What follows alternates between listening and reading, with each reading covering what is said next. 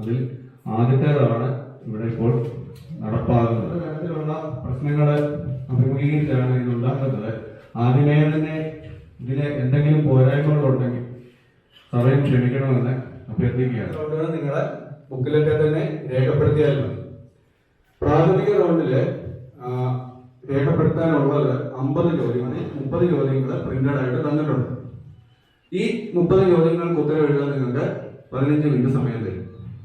അതിനകത്ത് നിങ്ങളത് രേഖപ്പെടുത്തുക. പിന്നീട് നിങ്ങൾ രേഖപ്പെടുത്തിയതിന് ശേഷം നിങ്ങൾക്ക് മുന്നിൽ തന്നെ ചോദ്യം പ്രസന്റ് ചെയ്തതിന്റെ ആൻസറുകൾ പറയും. അപ്പോൾ നിങ്ങളെ കൈകൾ ഉയർത്തുക. അതിനനുസരിച്ച് ടീച്ചേഴ്സ് മാർക്ക് രേഖപ്പെടുത്തി പോകുന്നതാണ്. രണ്ടാം റൗണ്ട് കൊണ്ട് നമുക്ക് ചോദ്യം പ്രസന്റ് ചെയ്യുകയാണ്. അത് കണ്ടതിന് ശേഷം നിങ്ങൾക്ക് ഉത്തരം എഴുതാം. അത് ഓരോ ചോദ്യത്തിന് ശേഷം നിങ്ങളെ പെൻ ഡൗൺ ചെയ്യുക. പഴയ ഉത്തരം തരും. ടീച്ചേഴ്സ് പോയിന്റ് പോകും. അങ്ങനെ 5 റൗണ്ടുകളും ഈ രീതിയിലാണ് പോകുന്നത്. അതിനുശേഷം നിങ്ങളുടെ സാന്നിധ്യത്തിൽ തന്നെ ടോട്ടൽ സ്കോറുകൾ നോക്കുകയും അതിൽ ഏറ്റവും മികച്ച പോയിന്റുകൾ നേടിയ 4 ടീമുകളെ നമ്മുടെ ഫൈനലിലേക്ക് സെലക്ട് ചെയ്യുകയാണ്. അപ്പൊ ഇവിടെ 5 ട്രോഫിയും 5 സമ്മാനവും പറഞ്ഞിട്ടുണ്ട്. അതൊരു സർപ്രൈസ് ആണ്. അത് കുട്ടികളുടെ പേര് അതിനുള്ള കൊണ്ട് നിങ്ങൾ ആദ്യം പൂരിപ്പിക്കുക. അതിനുശേഷം ഞങ്ങൾ പറഞ്ഞതിന് ശേഷം മാത്രമേ ഉത്തരം എഴുതുവാൻ പാടുള്ളൂ. ചോദ്യങ്ങൾ തന്നിരിക്കുന്നത് മലയാളത്തിലാണ്. നമ്മുടെ ക്വസ്റ്റ്യൻ ചോദിക്കുന്നത് മലയാളത്തിലായിരിക്കും. നിങ്ങൾക്കത് ബുദ്ധിമുട്ട് ഇല്ല എന്ന് വിചാരിക്കുന്നു. ആ രീതിയിലാണ് നമ്മളത് അറേഞ്ച് ചെയ്തിരിക്കുന്നത്. ഇനി ഇൻ കേസ് എന്തെങ്കിലും സംശയം ഉണ്ടെങ്കിൽ അപ്പോൾ നമുക്കത് തീർന്നിരിക്കാം.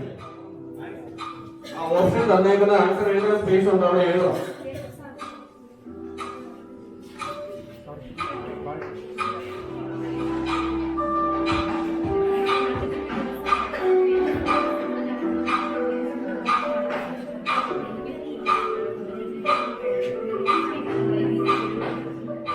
നാല് ഓപ്ഷൻസ് ഉണ്ട്. ശരിയായ ഉത്തരം നിങ്ങൾ ആൻസർ എന്നുള്ള ആ കോളത്തിൽ അവിടെ എഴുതുക. മാത്രമേ ഓപ്ഷൻസ് ഉള്ളൂ. തുടർന്നുള്ള ചോദ്യങ്ങൾക്ക് നിങ്ങൾ ഉത്തരം എഴുതണം.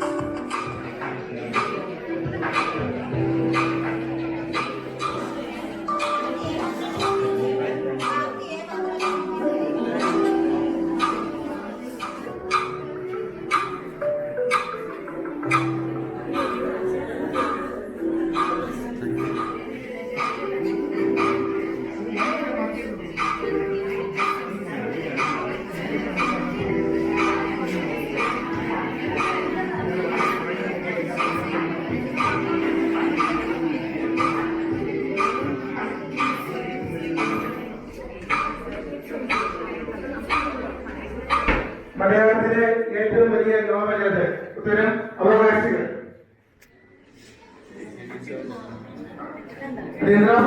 ദേശീയ വിദ്യാഭ്യാസം അല്ല, അത് ഇന്ദിരാഗാന്ധി സമ്മാനം നേടിയത് ഇക്കണോമിക്സ്. 2025 ഏത് പുരസ്കാര നേട്ടത്തിലൂടെയാണ് ഡോക്ടർ എൻ ജയൻ എന്ന BSSC ശാസ്ത്രജ്ഞൻ പ്രശസ്തനായത്? ഉത്തരം വിജ്ഞാൻ ശ്രീ. അമേരിക്കയ്ക്ക് വെളിയിലുള്ള ഏറ്റവും വലിയ AI ഹബ് $1500 കോടി ചെലവിൽ ഗൂഗിൾ ആരംഭിക്കുന്നത് ഇന്ത്യയിലെ ഏത് നഗരത്തിലാണ്? ഉത്തരം വിശാഖപട്ടണം.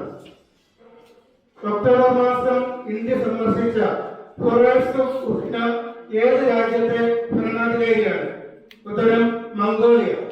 ഗംഗാ നദിയുടെ ഏറ്റവും വലിയ വലതുകര റൈറ്റ് ബാങ്ക് പോഷക നദി ഏത്?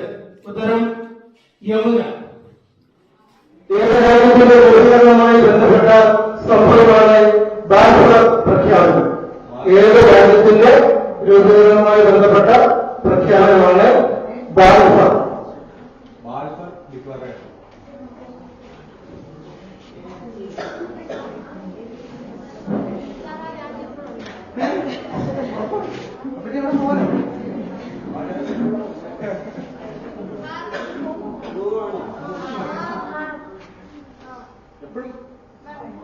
ഇപ്പോഴും വളർന്നുകൊണ്ടിരിക്കുന്ന കാര്യം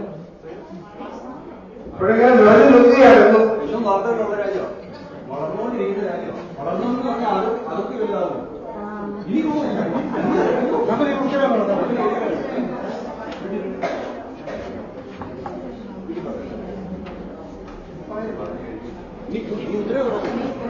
ഇനി ഞങ്ങൾ ലാസ്റ്റ് ഉത്തരവുണ്ട്.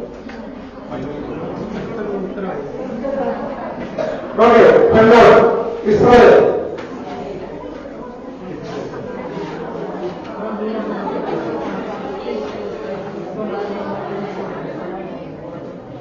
ഒരു രാജ്യത്തിന്റെ പ്രധാനമന്ത്രിയായ ശേഷം UN സെക്രട്ടറി ജനറൽ ആയ വ്യക്തിയായി പ്രധാനമന്ത്രി ആയതിനു ശേഷം UNന്റെ സെക്രട്ടറി ജനറൽ ആ വ്യക്തിയായി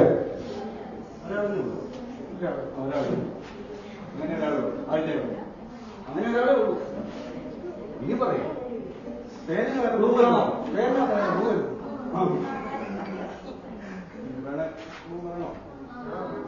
ആർക്കെങ്കിലും അറിയാവുന്നുണ്ടോ? പറയാം. ഇപ്പോഴത്തെ തന്നെ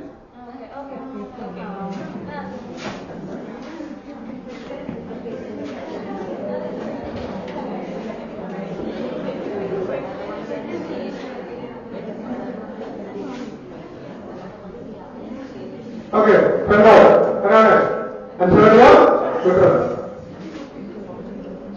ഇന്ത്യ ഉൾപ്പെടുന്ന 23 രാജ്യങ്ങളുടെ കൂട്ടായ്മയായ IORAയുടെ ഫുൾഫോം എന്താണ്? IORA. ഇനി നിങ്ങളുടെ പ്രാഥമിക റൗണ്ടിലെ ആകെ സ്കോർ ഇപ്പം കൂട്ടി നിങ്ങളുടെ സാന്നിധ്യത്തിൽ എടുക്കാൻ പോവുകയാണ്. ഇപ്പൊ സ്കോറുകൾ നിൽക്കുന്ന ടീച്ചേഴ്സ് ആകെ സ്കോർ ആ ഫ്രണ്ട് പേജിൽ മുകളിലായിട്ടൊന്ന് രേഖപ്പെടുകയാണ്. പ്രാഥമിക റൗണ്ടിലെ ആകെ സ്കോർ കൂട്ടിയെടുത്ത് ഫ്രണ്ടിലേക്ക് എഴുതണം. അതിനുശേഷം ഇത് ഒരു 15 മിനിറ്റ് ബ്രേക്ക് ഉണ്ട്. ആ ബ്രേക്കിന്റെ സമയത്ത് ടീച്ചറ് പുറകിലുണ്ട്. ടീച്ചറിന്റെ അടുത്ത് നിങ്ങൾ ചെന്ന് നിങ്ങളുടെ പേര് ഒറിജിനൽ നെയിം നിങ്ങൾ ഫോമിൽ വിട്ടിരിക്കുന്നതിൽ ചെറുതിൽ ഇനീഷ്യൽസ് ഒന്നും ഇല്ല. അതുകൊണ്ട് അതൊന്ന് ഉറപ്പുവരുത്തുക. 15 മിനിറ്റ് സമയമുണ്ട്. അതിനുശേഷം നമുക്ക് ഫൈനല് നടത്തുന്നതാണ്. അപ്പം ബാക്കി ഡീറ്റെയിൽസ് നമ്മൾ നേരത്തെ പറഞ്ഞതുപോലെ തന്നെ ഈ പ്രാഥമിക റൗണ്ടിൽ നിന്ന് ഏറ്റവും കൂടുതൽ പോയിന്റ് ലഭിച്ച 4 ടീമുകളാണ് ഫൈനൽ റൗണ്ടിലേക്ക് വരിക. എന്തായാലും ഇവിടെ എല്ലാവരും വളരെ സജീവമായി ഈ ആദ്യ റൗണ്ടിൽ പങ്കെടുത്ത് നമ്മുടെ അറിയാമെന്നൊന്നും പ്രശ്നമല്ല. കാരണം അതെല്ലാം അതിന്റെ ഭാഗങ്ങളാണ്. നമ്മൾ ഏത് മത്സരത്തിലായാലും വിജയിക്കുന്നവരല്ലാത്തവരുണ്ട്. അതൊന്നും ഒരു പ്രശ്നമല്ല.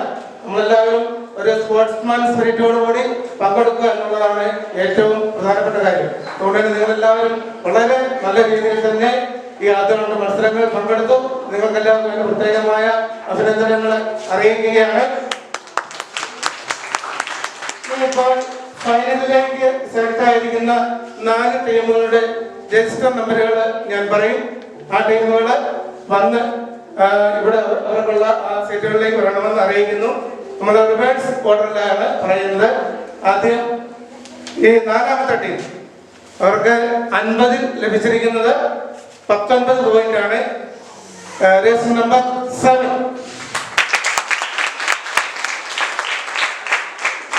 ഡി എന്നുള്ള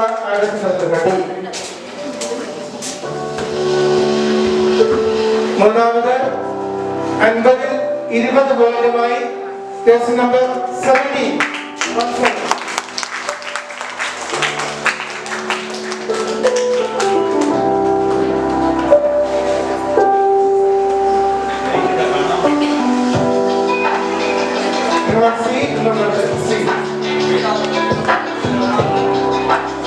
രണ്ടാമത് 24 പോയിന്റുമായി രജിസ്റ്റർ നമ്പർ 2.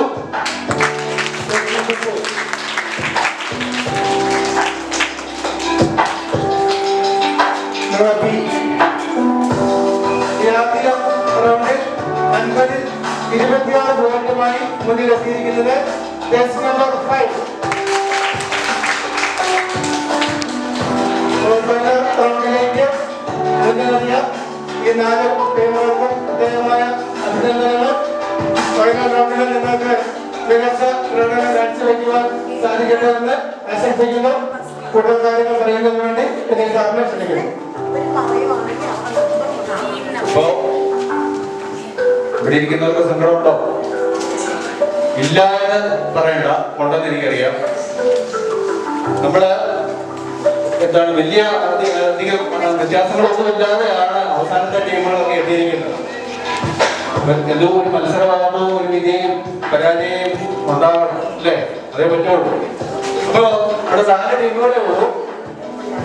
5 സമ്മാനങ്ങള് നമുക്ക് ഒരുക്കിയിട്ടുണ്ട്. അപ്പൊ അതില് 5ാമത്തെ ടീമിനെ തിരഞ്ഞെടുക്കുന്നത് ഇവിടുത്തെ ഫൈനൽ റൗണ്ടിൽ 5 റൗണ്ടുകളാണ്. ആ 5 റൗണ്ടുകളിൽ ഇവരോട് ചോദിക്കുന്ന ചോദ്യങ്ങള് അവർക്ക് ഉത്തരം അറിയാൻ പറ്റുന്നില്ല എന്നുണ്ടെങ്കിൽ മത്സരാർത്ഥികളായിട്ട് നിങ്ങളാണ് ഇവിടെ ഇരിക്കുന്നത്, നിങ്ങളോടാണ് ചോദ്യം. ആ ചോദ്യത്തിന്റെ ഉത്തരം കൂടി നിങ്ങളുടെ പ്രാഥമിക റൗണ്ടിന്റെ കൂടെ കൂട്ടിച്ചേർത്ത് അതിൽ മുന്നിലെത്തുന്ന ആളായിരിക്കും 5ാം സ്ഥാനത്തിന് അർഹതയായിരിക്കും. കുഴപ്പമില്ലല്ലോ. അപ്പൊ ഇനി അവര് തെറ്റിക്കാൻ വേണ്ടി പ്രാർത്ഥിച്ചു കേട്ടോ. ഇതിനകത്ത് അവസാന റൗണ്ട് ഒഴികെ ബാക്കി എല്ലാ റൗണ്ടിലും നിങ്ങളുടെ ഈ ചോദ്യങ്ങൾ എത്തും കേട്ടോ. ബാക്കി ഓരോ റൗണ്ടുകൾ എന്തൊക്കെയാണ് എന്നുള്ളത് നമുക്ക് വഴിയെ പരിചയപ്പെടാം. പറഞ്ഞതുപോലെ നിങ്ങൾക്ക് ഒരു അവസരം കൂടെ ഉണ്ട്. അവരെല്ലാം നമ്മൾ ആരംഭിക്കുകയാണ്. ഫൈനൽ റൗണ്ടിൽ 5 റൗണ്ട് മത്സരങ്ങളാണ്. 5 റൗണ്ടുകളാണ് ഈ ഫൈനലിലുള്ളത്. 1ാമത്തെ റൗണ്ട്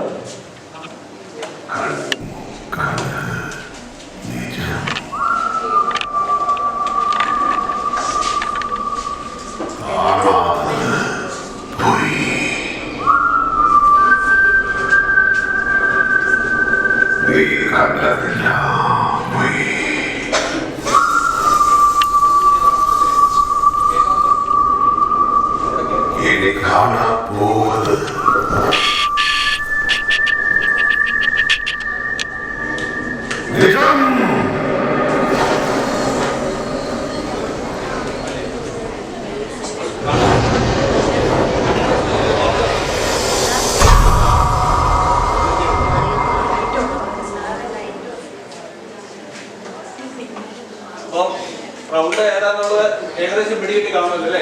എന്നാ വിഷ്വൽ റൗണ്ടാണ്.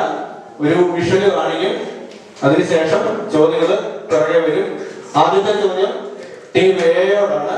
ആദ്യത്തെ റൗണ്ട് നിങ്ങൾക്ക് അതിന്റെ ഡയറക്ഷൻസ് ഒന്ന് കാണാം. ഉണ്ടല്ലോ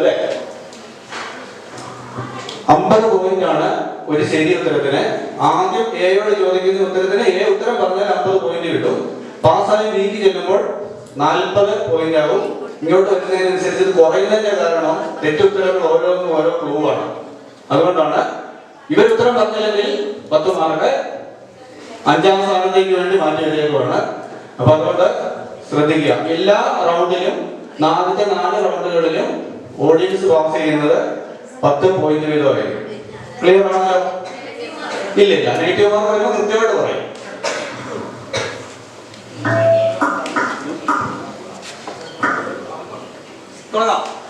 ആദ്യത്തെ ചോദ്യം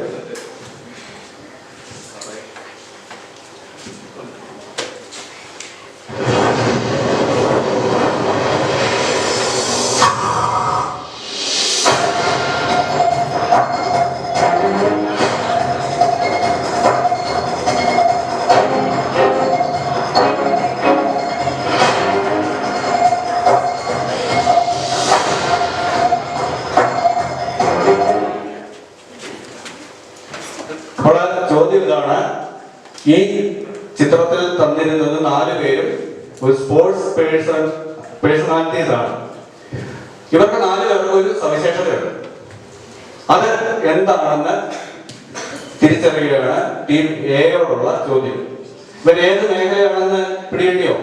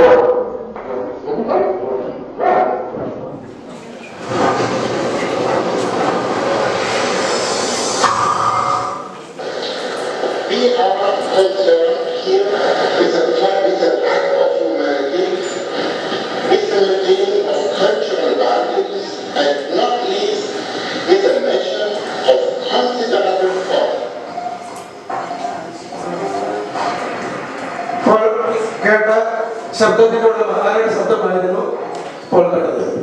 ജവഹർലാൽ നെഹ്റു അല്ല, ടിബി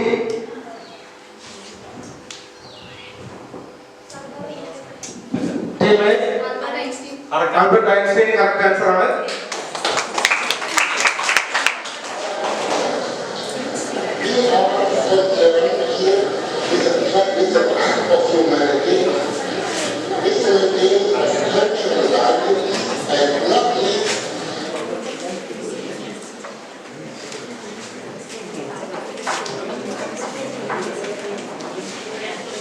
അടുത്ത ചോദ്യം team ബിയോടാണ്.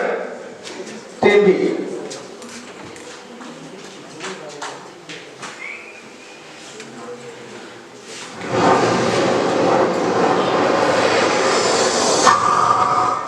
I am told that these initiatives are benefiting children not just in urban but also in the remote tribal areas of our country. It is heartening to know that most of the children are first generation. ഇത് ആരുടെ ശബ്ദമാണ്? Team B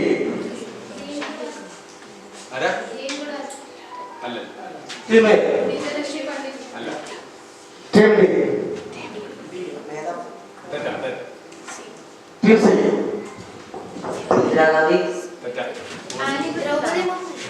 അടുത്തത് team എയോടുള്ള ചോദ്യമാണ്.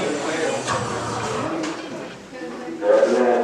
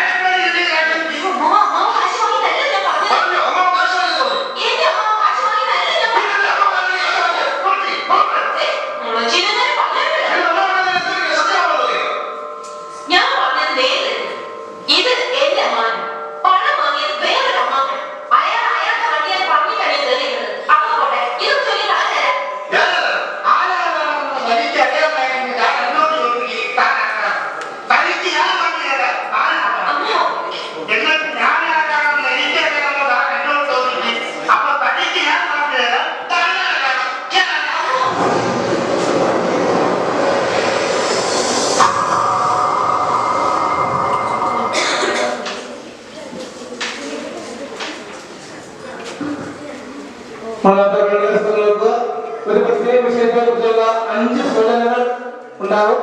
ആദ്യം പ്രതികരിക്കുന്നവർക്കാണ് point. ആദ്യ സൂചനയിൽ തന്നെ ഉത്തരം നൽകിയാൽ 200 പോയിന്റ്. സൂചനകൾ കൂടുന്നതനുസരിച്ച് 175, 150, 125 നഗരത്തെ പോയിന്റ് കുറയുന്നു. തെറ്റുത്തരത്തിന് നെഗറ്റീവ് 20 പോയിന്റ്. 1992 മുതലാണ് ഇദ്ദേഹത്തിന്റെ പേരിലുള്ള അവാർഡ് നൽകപ്പെടുന്നത്. നമുക്ക് ശരിയാണ്. 1992 മുതലാണ് ഇദ്ദേഹത്തിന്റെ പേരിലുള്ള അവാർഡ് നൽകി തുടങ്ങിയത്. രണ്ടാമത്തെ സൂചന 1926 നെയ്യാറ്റിൻകരയിലാണ് ഇദ്ദേഹം ജനിച്ചത്. 1926 നെയ്യാറ്റിൻകരയിലാണ് ഇദ്ദേഹം ജനിച്ചത്. ഓക്കെ,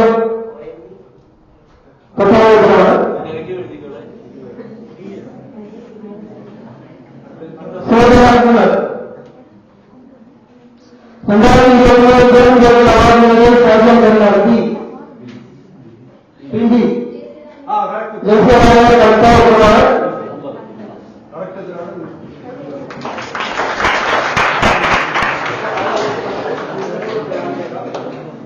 മറ്റു സൂചനകൾ ഉണ്ട്. നോക്കാം. നാലാമത്തെ സൂചന 1927 ഇദ്ദേഹം സിനിമയിൽ നായകനെ അഭിനയിച്ചു. ജയപൂർ ചെന്നൈ എന്നതിന്റെ ചുരുക്കസമ്മേളനത്തെ ആരംഭിക്കുന്നത് ജയപി ഡയറി.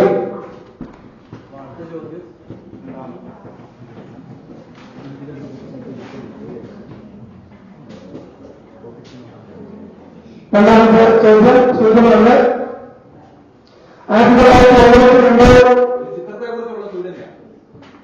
1972 ജൂൺ 8 പകർത്തിയ ചിത്രമാണിത്.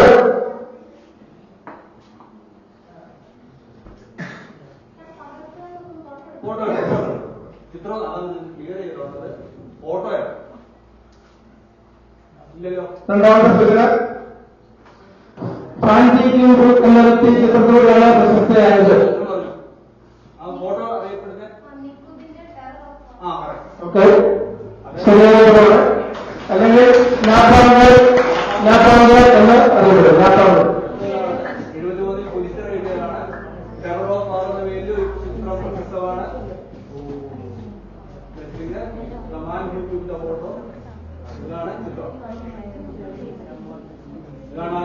വളർന്ന് ഫോട്ടോഗ്രാഫറോടൊപ്പം നിൽക്കുന്നതാണ് ചിത്രം. ഈ അടുത്ത കാലത്ത് എടുത്ത ആളുകളുള്ള വിവാദം ഉണ്ടായിട്ടുണ്ടായിരുന്നു. മൂന്നാമത്തെ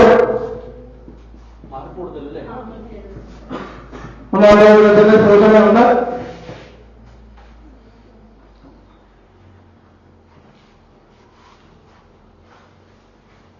ഒരു അനുശോചനത്തിന്റെ അടിസ്ഥാനത്തിൽ 2009 പുതിയ അനുശോചനമാണ് ആർട്ടിക്കിൾ. ഒരു ആർട്ടിക്കിളിന്റെ അടിസ്ഥാനത്തിൽ 2009 പുതിയ നിയമം നടപ്പാക്കി. അനുശോചനത്തിന്റെ ആർട്ടിക്കിൾ ഇതൊരു ആർട്ടിക്കിളിനെ കുറിച്ച് ചോദ്യം. ആദ്യത്തേത് ഇതാണ്. ഈ ആർട്ടിക്കിളിന്റെ അടിസ്ഥാനത്തിൽ 2009 പുതിയ നിയമം പാസാക്കി. രണ്ടാമത്തേത് വാജ്പേയി ഗവൺമെന്റാണ് ഈ അനുശോചനം ഭരണഘടനയിൽ കൂട്ടിച്ചേർത്തത്. വാജ്പേയി സർക്കാരാണ് ഈ ആർട്ടിക്കിൾ ഭരണഘടനയിൽ കൂട്ടിച്ചേർത്തത്. മൂന്നാമത് ഈ ആർട്ടിക്കിൾ മുൻപ് 51 ആർട്ടിക്കിളായി ഭരണഘടനയിൽ ഉണ്ടായിരുന്നു.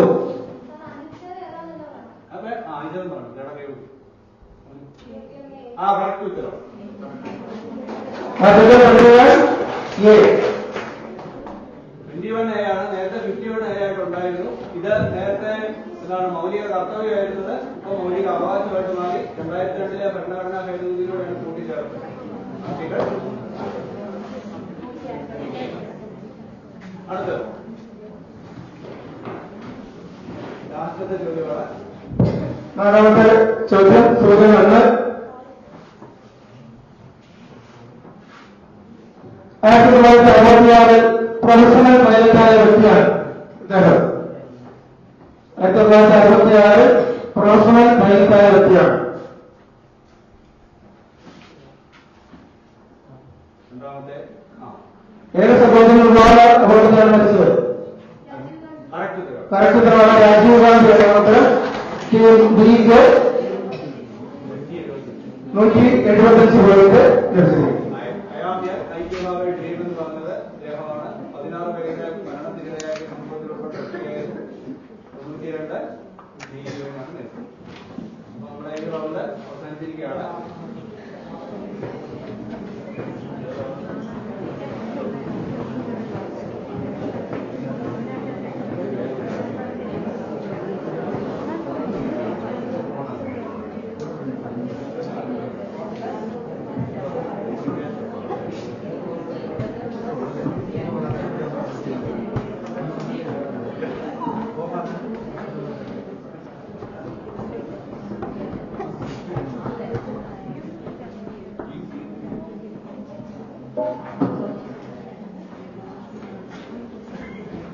3 റൗണ്ടുകൾ പൂർത്തിയാകുമ്പോൾ ടോട്ടൽ പോയിന്റുകൾ team A 370, team B 385, team C 30, team D -20.